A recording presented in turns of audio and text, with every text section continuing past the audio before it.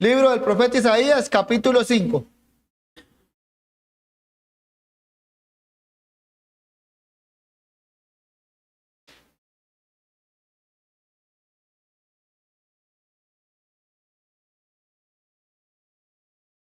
Vamos a leer, hermanos. Igual esto es lectura congregacional, así que leemos todos. Vamos, capítulo 5, dice así. Ahora cantaré por mi amado el cantar de mi amado a su viña. Tenía mi amado una viña en una ladera fértil. La había cercado y despedregado y plantado vides escogidas. Había edificado en medio de ella una torre y hecho también en ella un lagar. Y esperaba que diese uvas y dio uvas silvestres. Ahora, pues, vecinos de Jerusalén y varones de Judá, juzgad ahora entre mí y mi viña. ¿Qué más se podía hacer a mi viña que yo no haya hecho en ella? ¿Cómo? Esperando yo que diese uvas, ha dado uvas silvestres. Os mostraré pues ahora lo que haré yo a mi viña. Le quitaré su vallado y será consumida.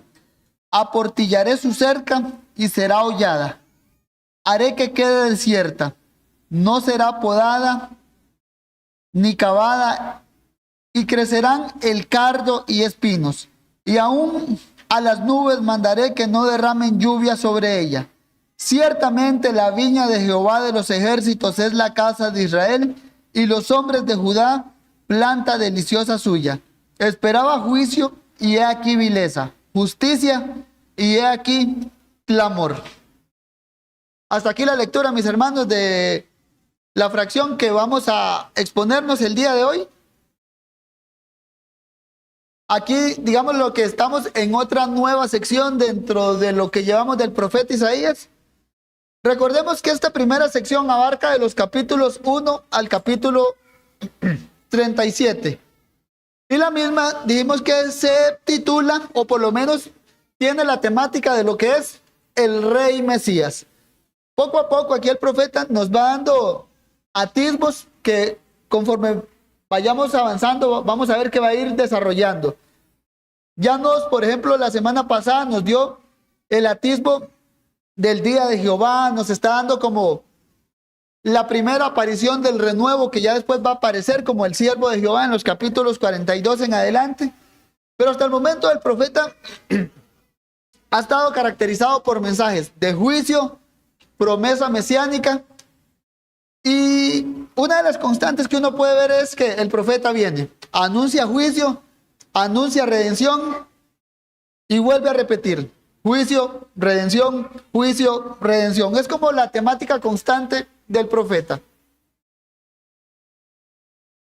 Se nos habló la semana pasada de la restauración, y el profeta, yo lo digo así, para atraer la atención de su audiencia.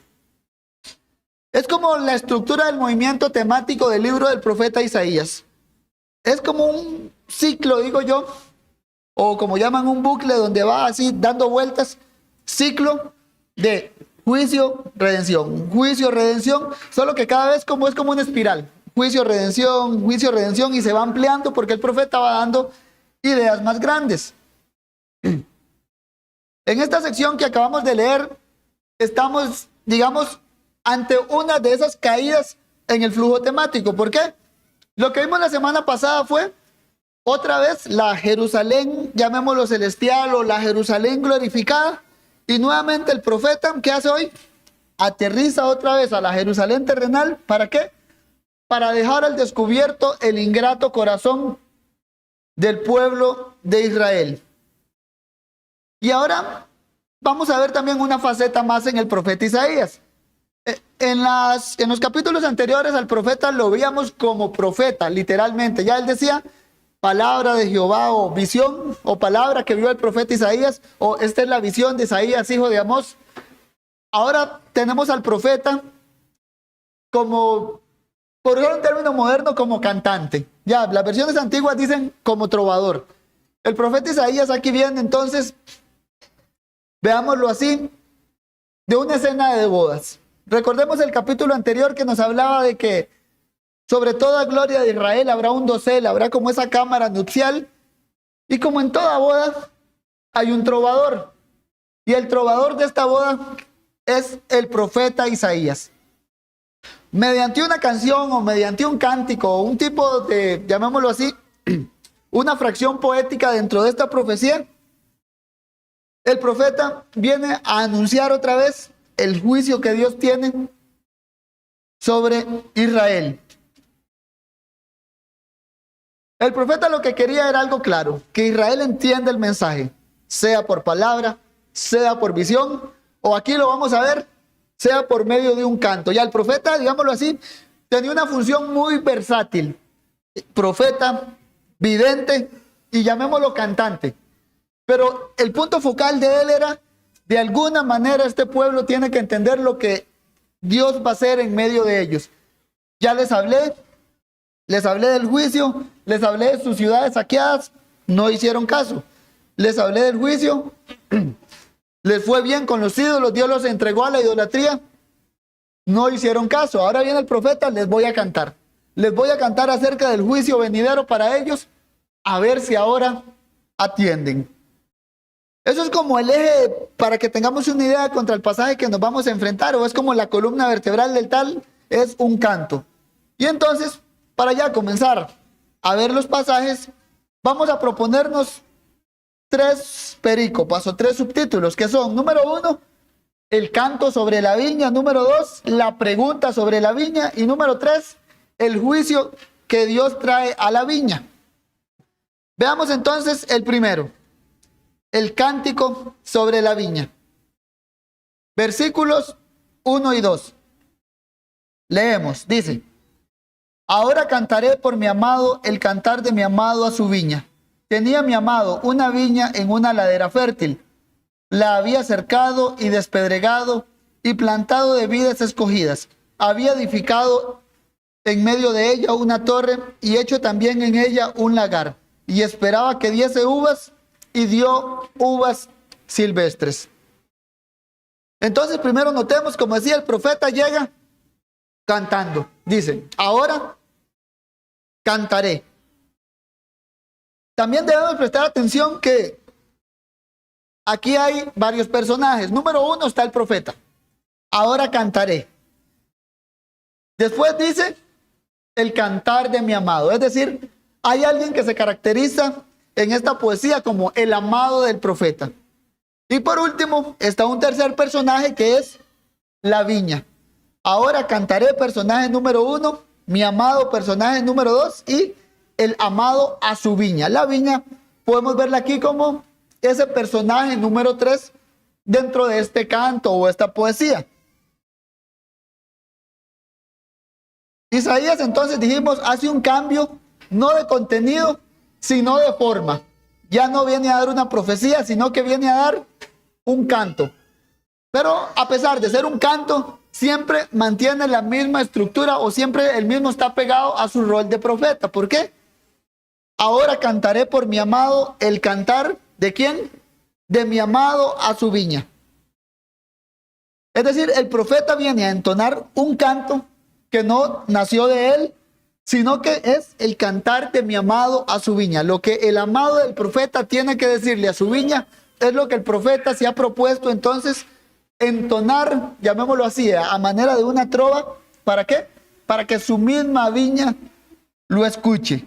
La labor del profeta entonces sigue consistiendo en transmitir las palabras o el mensaje que fue dicho por otro, en este caso por el amado.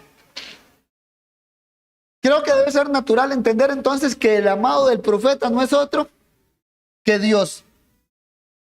Cabe aquí resaltar, mis hermanos, y algo que creo que debe quedarnos claros es la devoción que se puede ver aquí del profeta Isaías.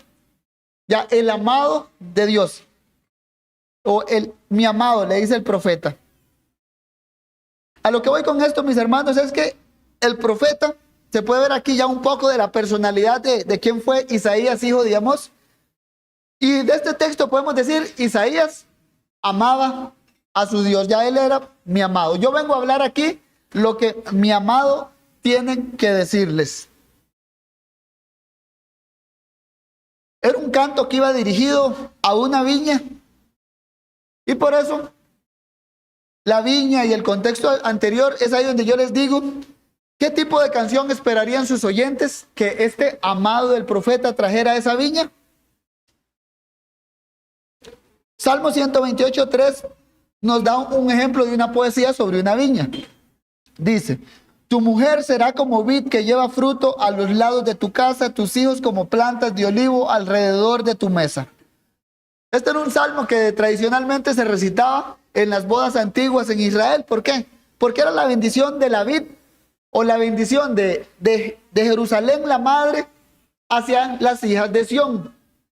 Esto era el cántico que las hijas de Sión deseaban que se les cantara a ellas.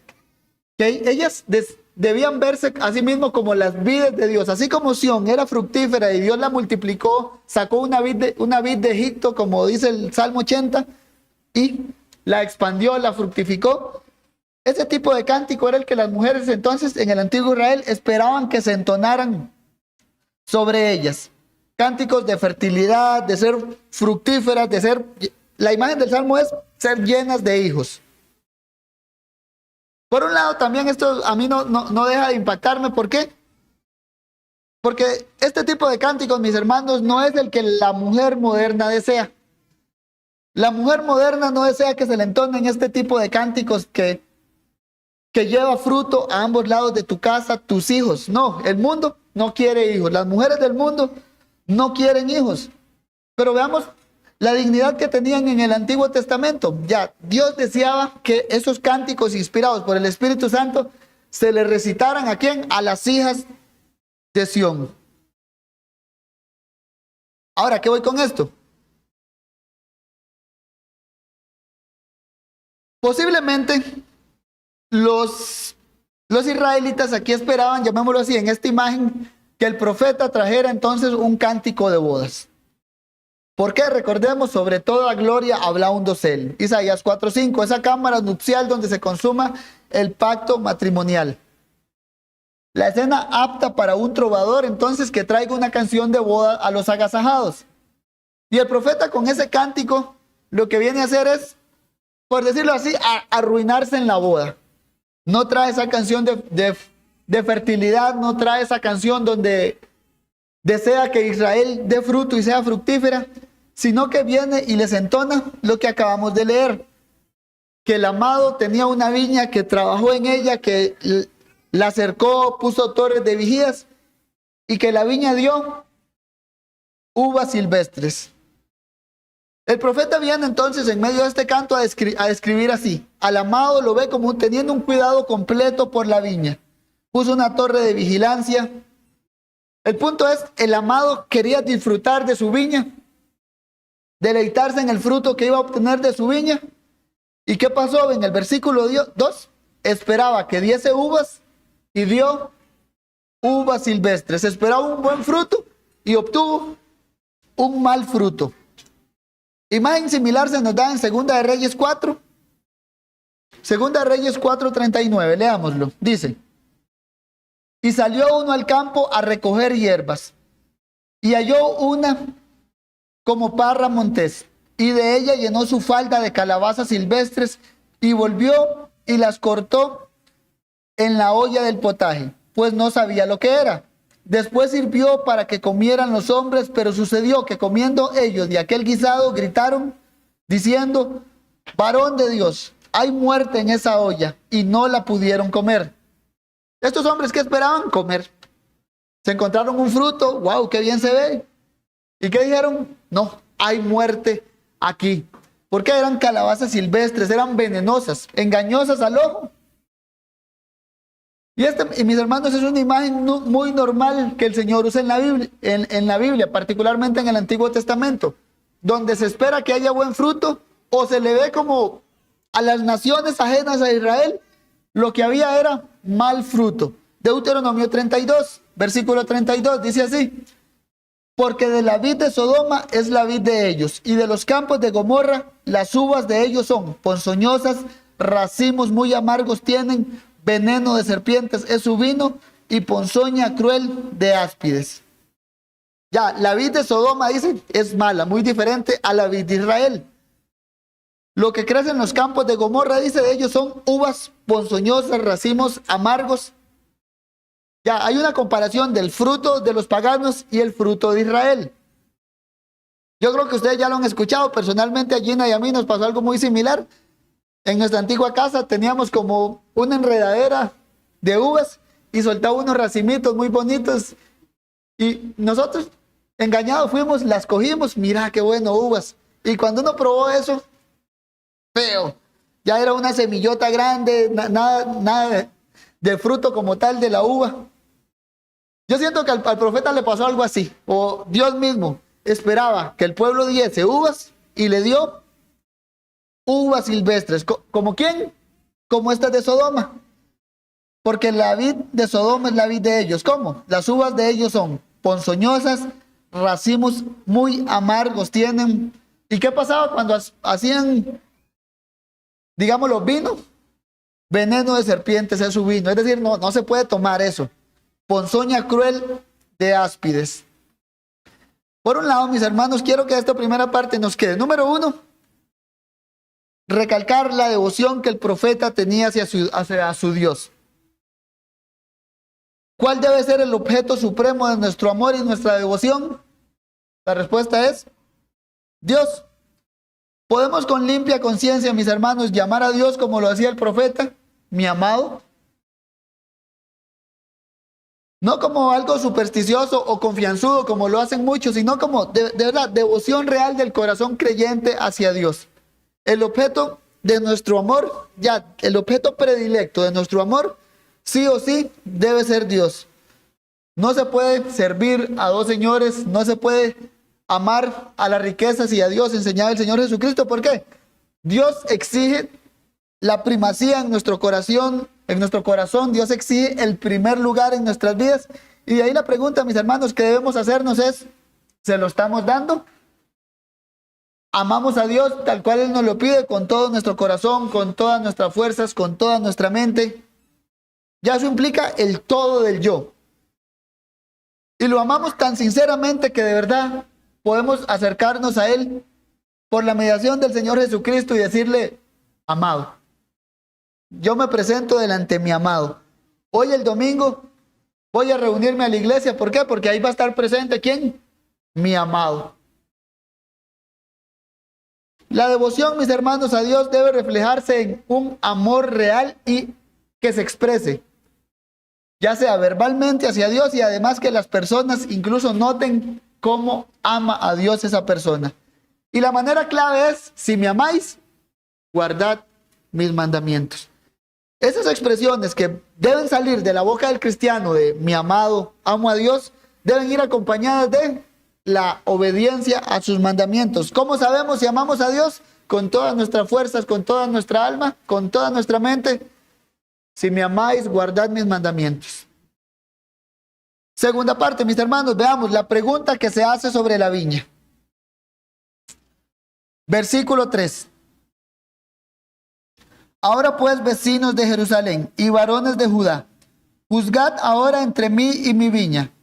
¿Qué más se podía hacer a mi viña que yo no haya hecho en ella? ¿Cómo esperando yo que diese uvas ha dado uvas silvestres? El cántico realizado por el profeta lo lleva ahora a hacerle una pregunta a su audiencia. Ya cantó y ahora se dirige al pueblo, a esa audiencia que escuchó a este trovador cantando, a este hombre que anteriormente les había hablado del monte de Sión siendo sobre todo monte y opacando la idolatría. Ahora le dice, ahora pues, vecinos de Jerusalén y varones de Judá, ya, sus coterráneos, y les pide algo. Juzgad ahora entre mí y mi viña. Emitan un juicio, les dice. Y recordemos que anteriormente el profeta, por ejemplo, capítulo 1, verso 23, ya había hablado de esos que juzgaban en Israel. ¿Y cómo les dijo? Les dijo, prevaricadores y amantes del soborno. A esos prevaricadores y amantes del soborno, ahora les dice, juzguen ya. Eran jueces los que debían juzgar a Israel, los que debían juzgar la causa del pobre. Y ahora el profeta los lleva tal vez no se los ha revelado, yo me estoy adelantando, pero los lleva a que se juzguen a sí mismos. Juzgad ahora entre mí y mi viña. También notemos el cambio que hace el profeta. Dice mí. Ya, es como cuando pasa con los profetas normalmente que están hablando en segunda persona. Están hablando de Dios.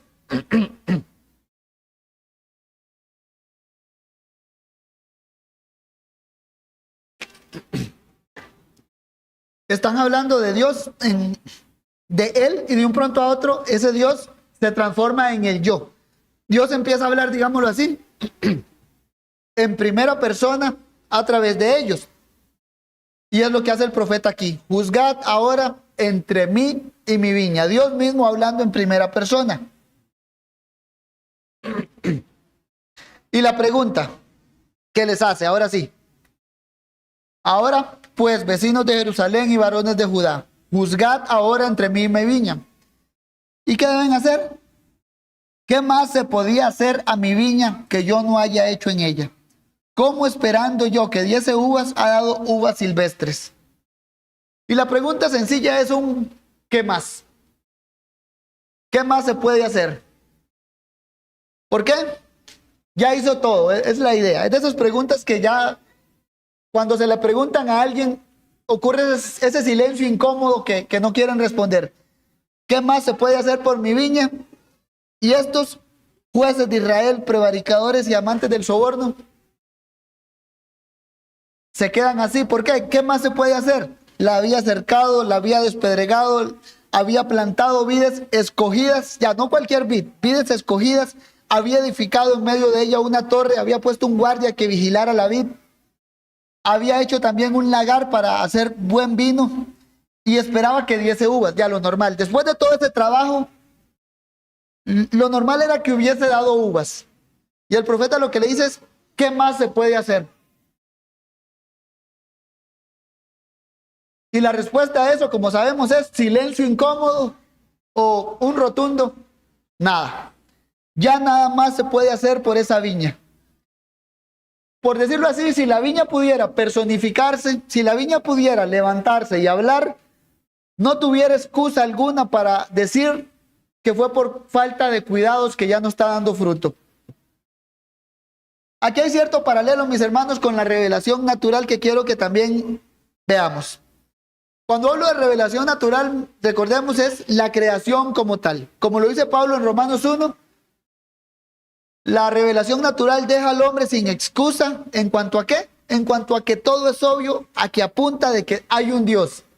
Y deja al hombre sin excusa. Su eterno poder y deidad se hacen claramente visibles desde la creación del mundo, dice. Ahora bien, los tratos providenciales de Dios para con su pueblo, veámoslo así, o la revelación especial, la Biblia misma que Dios hace que llegue a los creyentes, es algo que también deja particularmente a los creyentes sin excusa. Ahora, ¿en qué sentido? Que el creyente no tiene excusa alguna para justificar delante de Dios su falta de fruto. Es lo que estamos viendo aquí. ¿Qué más se puede hacer por la viña? Nada. ¿Por qué? La viña no puede justificar porque ella es infructífera. Ya el amado hizo todo, la cercó, la despedregó, puso las mejores vides escogidas, llamémoslo así, puso uvas premium ahí para que sí pegaran. Había edificado una torre, un lagar y esperaba que diese uvas. Ya, el amado hizo todo, ¿para qué? Para que la vid diera fruto. Ya, hizo todo. Entonces la vid como tal no tiene excusa para decir, ay, mira, amado, te hizo falta esto, por eso yo di uvas silvestres. Y ahí es donde entonces digo, hay un paralelo entre la revelación natural que deja sin excusa al hombre en general y otro de la revelación especial que deja sin excusa en cuanto al fruto, ¿a quién? Al que recibe la bendición de Dios. El creyente no tiene excusa, mis hermanos, lo repito, ¿para qué? Para justificar delante de Dios su falta de fruto. ¿Por qué? Dios ha dado todo al creyente. Si no hay fruto en la vida del creyente, créame, mi hermano, que no es por culpa de Dios. Es por culpa de nuestro pecado. Es por culpa literalmente de que Yo, ya como humano, como pecador, estoy queriendo pecar y estoy voluntariamente queriendo que Dios sea parte de mi vida. ¿Para qué? Para ir por el pecado. Sea cual sea, si sea el pecado, ira, enojo, lujuria, pereza, avaricia, etcétera. Si el pecado nos vence, mis hermanos, no es por culpa de otros, sino yo mismo, usted mismo, ya no hay de otra. No es culpa de su esposo, no es culpa de su esposa, no es culpa de su suegra, no es culpa de su hijo, de su hija, no es culpa del vecino. Si usted no da fruto, es por su culpa. Y no hay excusa. ¿Por qué? Porque si usted es creyente, Dios ha llegado a su vida, la ha acercado, la ha despedregado, ha plantado vidas escogidas, ha edificado una torre en medio de ella. La vida es usted. Y Dios ha puesto todo lo necesario.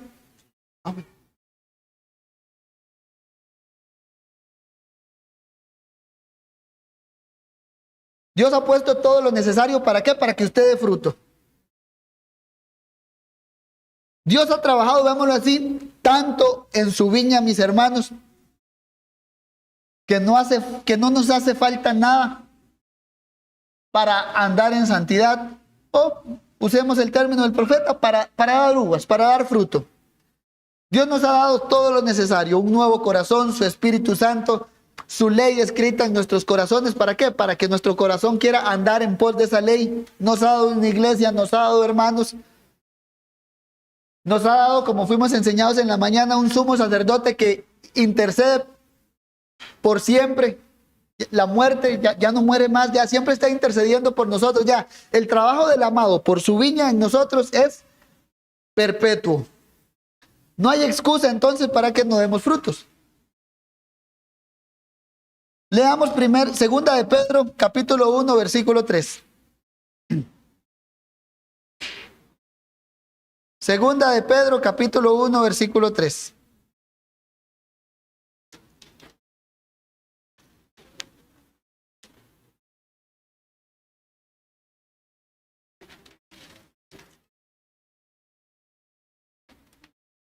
Del 3 al 8. Dice así: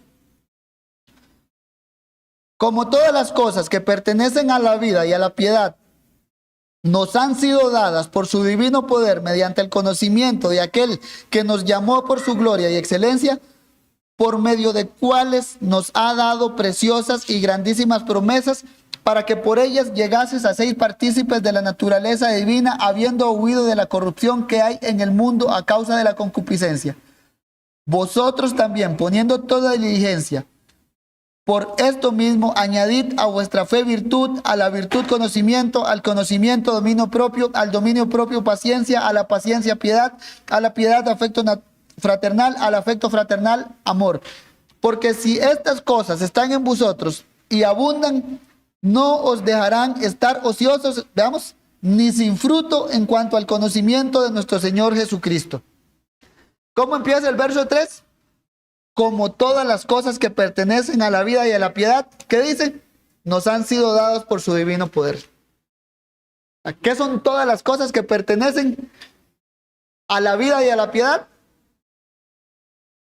No las puedo enumerar, pero en resumen es el trabajo de Dios en medio de su viña. Todas las cosas que pertenecen a la vida y a la piedad, ya es decir, todas nos han sido dadas por su divino poder. Nos ha dado preciosas promesas, grandísimas promesas, para que por medio de ellas llegases a ser partícipes de la naturaleza divina. Y dice Pedro, si estas cosas están en vosotros y abundan, no os dejarán estar ociosos ni sin fruto. Ya Dios hizo todo lo posible. ¿Para qué? Para que su pueblo diera fruto. O si digo todo lo posible, es un término que ciertamente minimiza a Dios. ¿Por qué? Porque ya Dios puede hacer todo. Dios hizo todo. ¿Para qué? Para que su vid dé fruto. La cercó, la despedregó, la plantó. Y entonces, ¿qué estaba haciendo Dios con Israel? Esperando que diese uvas.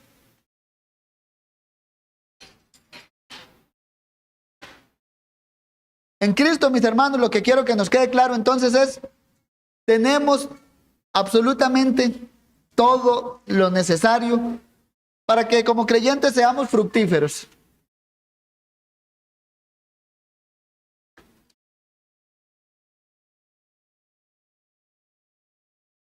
Nos cambió la naturaleza, nos hizo en buenos árboles, llamémoslo así. Y por ende, ¿qué dice Mateo 7:17? Todo buen árbol da buenos frutos. Esperaba que diese uvas y si es buen árbol va a dar uvas. Las uvas no crecen en árboles, pero me entienden. Verso 18 de Mateo 7, no puede el buen árbol dar malos frutos. Ya, Dios hizo un trabajo que cambió la naturaleza malvada. ¿Para qué? Para que del creyente salgan buenos frutos. No existe un cristiano en ese sentido, mis hermanos, que no dé frutos. No puede no dar fruto. No puede el buen árbol dar malos frutos. El trabajo que Dios está haciendo en su iglesia es ese que podemos ver en esa vid. Cercado, despedregado, plantado, edificado en medio de ella una torre de vigilancia, un lagar. ¿Por qué? Porque es posesión de él. Y Dios viene, su viña la cuida para que dé frutos. Esperaba que diese uvas. Y ahí, mis hermanos, también es bueno preguntarnos si al día de hoy usted no da fruto. Y viene el profeta Isaías y le preguntan, ¿qué más se puede hacer por usted? ¿Qué más se podía hacer por mi viña que yo no haya hecho en ella? Dijo el Señor. ¿Qué más puedo hacer yo por usted que ya no haya hecho? De verdad, debe ponernos a pensar, mis hermanos. ¿Por qué? Porque el creyente da fruto. Ahora, por otro lado también, no hay que hacer, digo yo a veces, poner cargas pesadas. ¿Qué es el fruto? Como mínimo, el fruto que uno debe esperar de un creyente es que no esté cómodo con esta vida, que no esté cómodo con este mundo, que tenga la incomodidad que le va a causar su propio pecado, la incomodidad que le va a causar el pecado en el mundo, la incomodidad que le va a causar el pecado de todo. Pero si usted está cómodo con su propio pecado, no le duele, su conciencia está, más bien lo disfruta, ¿qué más se puede hacer con esa viña que ya Dios no haya hecho? Veamos punto número 3, el juicio a la viña. Isaías 5, versículos 5 al 7. Os mostraré pues ahora lo que haré yo a mi viña. Le quitaré su vallado y será consumida, aportillaré su cerca y será hollada. Haré que quede desierta, no será podada ni cavada, y crecerán el cardo y los espinos. Y aún a las nubes mandaré que no derramen lluvia sobre ella.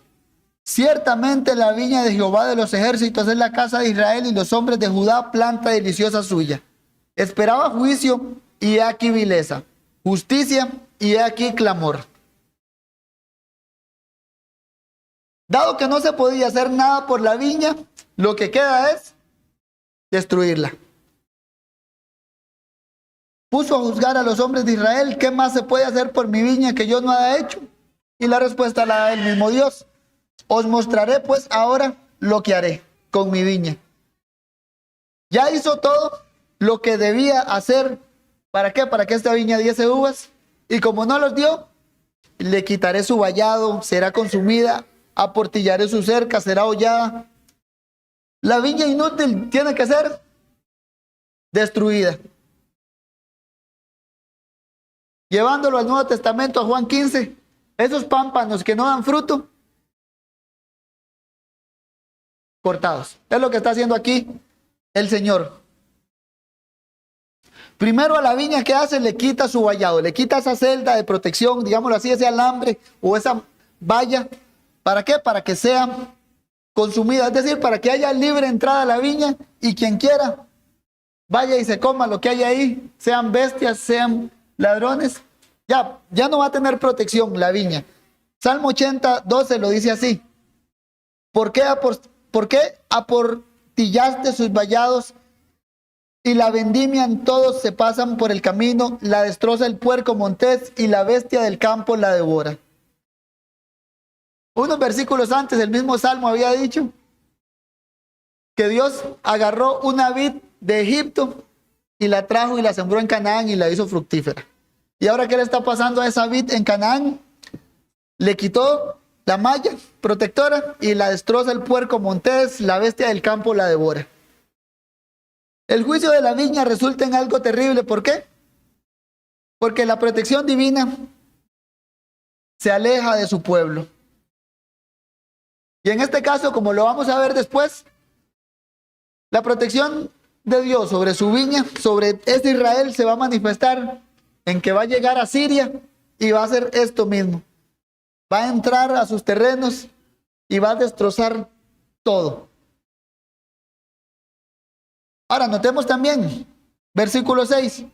Haré que quede desierta, no será podada ni cavada, y crecerán el cardo y espinos, y aún a las nubes mandaré que no derramen lluvia sobre ella. Notemos la imagen del juicio del Edén. Crecerán el cardo y los espinos. Aquí debemos entender algo, hermanos. Hay como una recapitulación en el pueblo de Israel. Edén era la morada de Dios, donde Dios tenía comunión con su pueblo, con Adán. El hombre perdió el Edén a causa de su pecado. Entonces Dios, con el pueblo de Israel, con Abraham y con su simiente terrenal, ¿qué hace? Por decirlo así, viene a recrear un nuevo Edén. ¿Dónde? En la tierra Canaán, esa tierra que fluye leche y miel, esa tierra fructífera, esa tierra donde se decía es el descanso que Josué les iba a dar. Y es una tierra donde no crecían espinos y cardos, sino que más bien leche y miel. Ya era una tierra, llamémoslo así, fructífera, una tierra rica. Usemos este término. ¿Ya qué vamos con esto? El juicio que recibió la tierra por culpa de Adán. Es muy similar esta recapitulación que vemos aquí. La maldición misma de Adán va a llegar a la tierra prometida.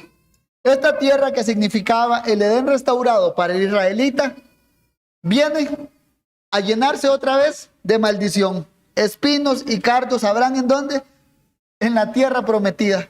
Aquella tierra que Moisés miró de lejos porque no pudo entrar, que Aarón no pudo entrar y que deseaban entrar. El pueblo de Israel destruyó la morada de Dios. ¿Y qué resultó? La maldición. Espinos y cardos nuevamente, ¿dónde? Dentro del Edén, lo que le pasó a Adán. Israel, el Edén restaurado, por culpa del pecado de Israel, el Edén destruido, es lo que tenemos aquí. Tenemos a Israel entonces repitiendo el patrón de Adán, trayendo la maldición a la tierra que era considerada la morada de Dios. Por eso tiempo después, el profeta Oseas 6:7, ¿qué les dice? Mas ellos, cual Adán, traspasaron el pacto, allí prevaricaron contra mí. Veamos, Isaías aquí ya nos da, yo lo digo como una semilla. ¿De qué? De que Israel pecó a la misma manera de Adán. Adán trajo la maldición al Edén, donde era la morada de Dios. Israel trajo la maldición a la tierra prometida, donde era la morada de Dios. Después, ¿qué hace Oseas? Desarrolla la idea más grande. Mas ellos, cual Adán, prevaricaron o traspasaron allí el pacto. Y asimismo, por esta causa, Isaías nada más les cierra con unas frías palabras y les dice, ya para que no les quede duda, les dice: ciertamente la viña de Jehová de los ejércitos es la casa de Israel, y los hombres de Judá planta deliciosa suya, y esperaba juicio y aquí vileza, justicia y aquí clamor. Ciertamente la viña de Jehová, si la viña es del amado, Jehová es el amado. Y ya por último el profeta les dice, esa viña es la casa de Israel, y los hombres de Judá esa planta deliciosa que esperaba que diesen fruto. Esperaba juicio y vileza, justicia y aquí clamor. Entonces, ¿qué les dicen? Ustedes son la viña. Esa viña que Dios hizo todo lo que tenía que hacer y ya no se puede hacer más, tiene nombre y apellido. Les dice, son ustedes. Y se repite otro patrón profético. Viene el profeta, le da una parábola a manera de cántico y les dice, ustedes son la viña. Es como cuando en 1 Samuel entonces Natán dijo a David, tú eres aquel hombre. Estaba cegado también.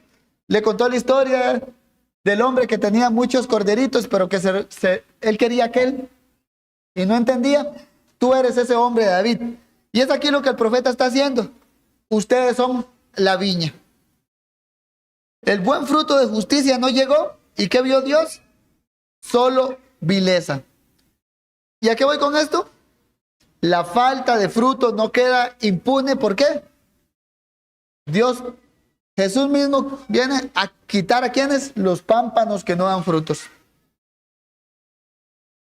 Ahora bien, también debemos entender, mis hermanos, que Israel, como vid cuidada por Dios, no dio fruto. Terminó en el exilio. Esa vida literalmente no sirvió para nada. Y por eso, ¿qué hizo Dios? Se proveyó una mejor y más excelente vid. Juan 15:1. ¿Qué dice el Señor? Yo soy la vid verdadera y mi Padre es el labrador. Jesús, como vid verdadera, no como el falso Israel, que no dio fruto, es el que recibió la aceptación divina y dio el fruto que Dios esperaba. Mateo 3:17 dijo: este es mi Hijo amado en quien yo tengo complacencia. Dios estaba complacido ¿con quién? Con la vid verdadera, con Cristo. En él tenía complacencia. Quedó complacido por su obediencia activa, porque cumplió la ley de Dios a la perfección, sino que también, mis hermanos, debemos entender que Dios quedó complacido con la vid verdadera por medio de lo que llamamos su obediencia pasiva, y es su sometimiento voluntario a la ira de Dios. Isaías 53:11 dice, prestemos atención, usa la misma terminología. Esperaba fruto de uvas y no los dio, dio uvas silvestres y vino el juicio. Isaías 53:11 nos habla del fruto de esa vid verdadera. Nos dice, verá, ¿quién? Dios. Verá el fruto de la aflicción de su alma y quedará satisfecho. Por su conocimiento justificará a mi siervo justo a muchos y llevará las iniquidades de ellos.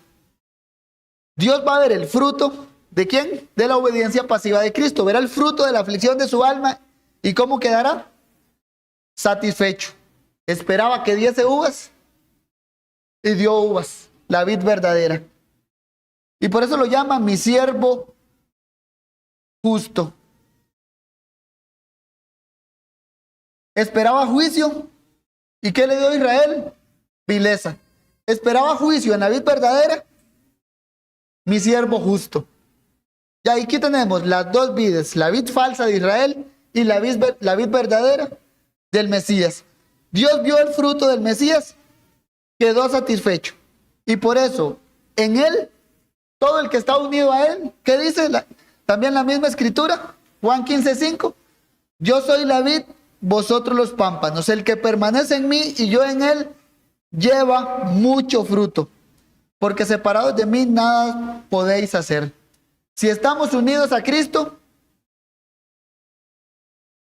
todas las cosas que pertenecen a la vida y la piedad nos fueron dadas. ¿Por qué? Les fueron dadas a la vid verdadera. Y si estamos unidos a la vid verdadera, vamos a dar fruto. ¿Por qué? Porque Dios ha trabajado en su viña, en esa vid verdadera, y sí o sí va a dar fruto. Así que, mis hermanos, recordemos algo. Todo nos ha sido dado para vivir una vida fructífera, para andar en santidad. Así que no menospreciemos la obra de Dios en medio de nosotros, no menospreciemos la obra de Dios como iglesia, no menospreciemos la obra de Dios en cada uno individualmente, porque el que comenzó, como vimos en la mañana, la obra, la perfeccionará hasta el día postrero. No nos desanimemos, por otro lado, cuando esa falta de fruto, no visible a nuestros ojos, pero como yo digo, como mínimo el fruto se va a manifestar en que usted está incómodo por su falta de fruto. Ya es un fruto. Por eso digo, no nos desanimemos, sino que corramos la carrera que queda por delante, puestos los ojos en ¿quién? Jesús, el autor y consumador de la fe. Oremos. Gracias, Señor Todopoderoso, por tu misericordia, por los cuidados que tú tienes por nosotros, Señor. Es bueno para nosotros saber que tú nos has dado todo lo necesario, Señor, para caminar en este mundo. Te rogamos que podamos apreciar eso, que no lo olvidemos, sino que más bien, Señor, capacitados por el Espíritu Santo, Usemos todo ese set de armas, Señor, que tú nos has dado para luchar contra el pecado y para vivir vidas santas, Señor. Trabaja en nosotros, Señor, te lo pedimos en Cristo. Amén.